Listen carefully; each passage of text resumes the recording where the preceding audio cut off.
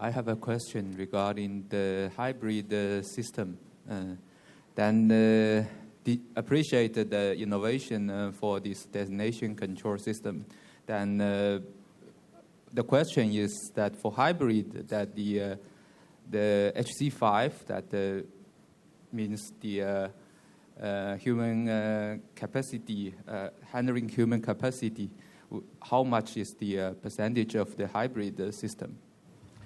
Okay, if you look at the up peak, it depends on how you adjust the system again.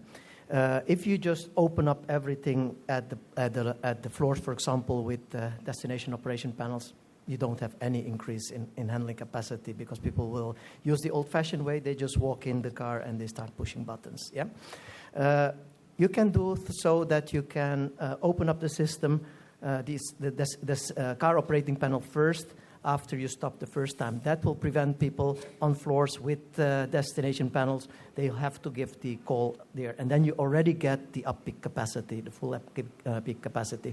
You can still go further.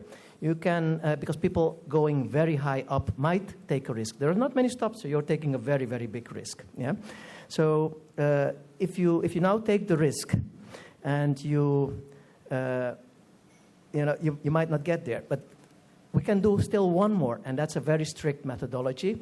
You can only make the car operating panel active if you stop on a landing call, and then you can't take any risks anymore. Yeah? So then the capacity is just as good as whatever destination system. But remember, your main problem with destination control is not actually the capacity in up-peak. You have more than enough capacity in up-peak. It is your lunch time where you have to really look at and where you have to simulate very carefully what the capacity is before you even start reducing elevators. Yes, so you have to look at that part of your equation as well.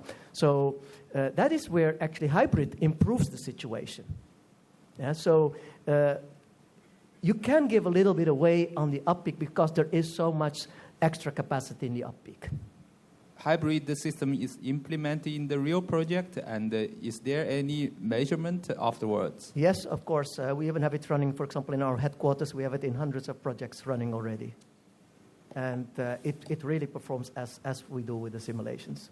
Over the last 2 days, we've seen, in terms of the advances in technology, everybody is talking about higher buildings, faster speeds, reducing time to destination. And we also heard yesterday that kind of the threshold of human comfort is about 12 meters per second. So with everybody introducing speeds up to 20 meters per second, there has to be some sort of corresponding technology advancements in passenger comfort. And can we ask the panel to speak to that? I think the big problem which you have, and I fully agree with you, is this thing here, your ear. That's your limiting factor, and that's a comfort factor. It's a very big comfort factor. If you go faster and you look at what happens over time, you have a horizontal. If your horizontal is time and your vertical is travel, you get actually an S-shaped curve.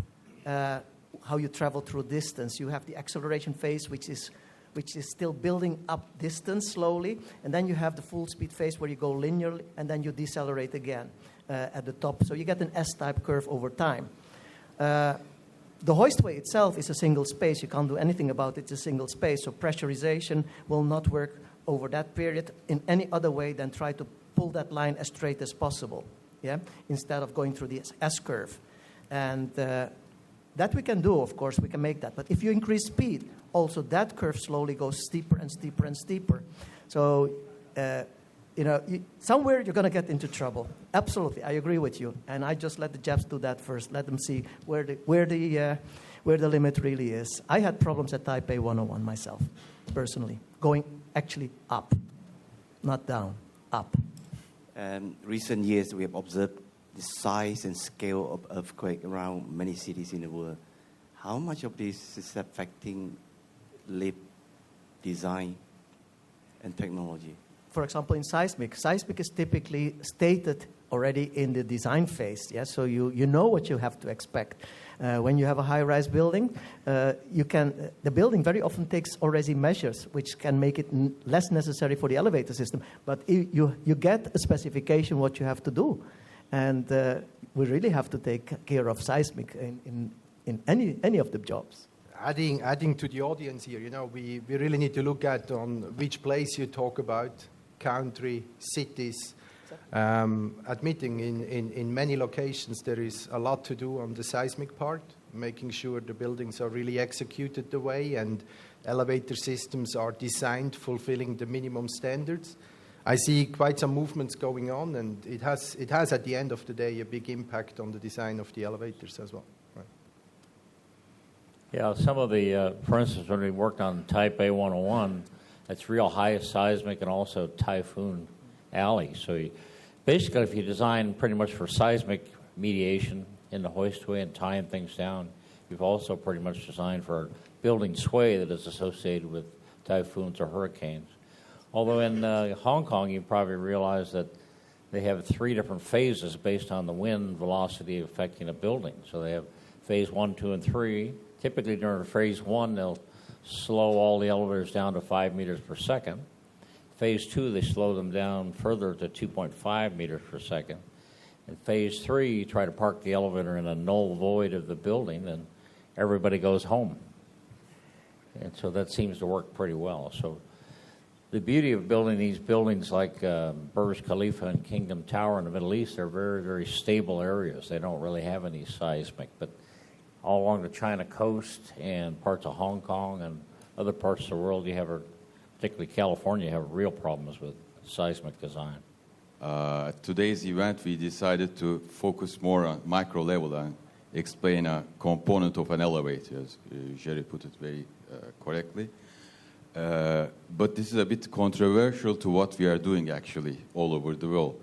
As most of you might have heard, late last year we developed a new group, a division called Building and Industrial Systems that put together the UTC companies working on the same building systems. So since then, what we're focusing more on is providing integrated solutions from our different business units.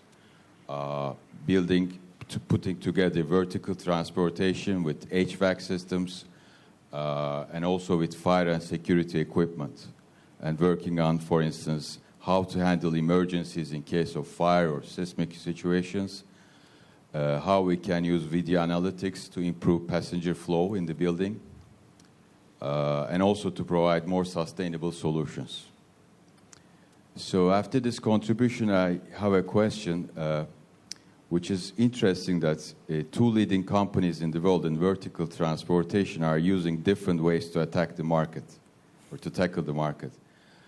Otis has been using belts for more than a decade to handle the mass market. We today do 80% of our business with belts. Whereas we decided not to go for belts in high-rise, and actually going forward, we're looking into different technologies to tackle that load issue. Whereas KONE has taken the other approach and go for belts on high-rise, really high-rise, above 500 meters, and doing ropes for the mass market.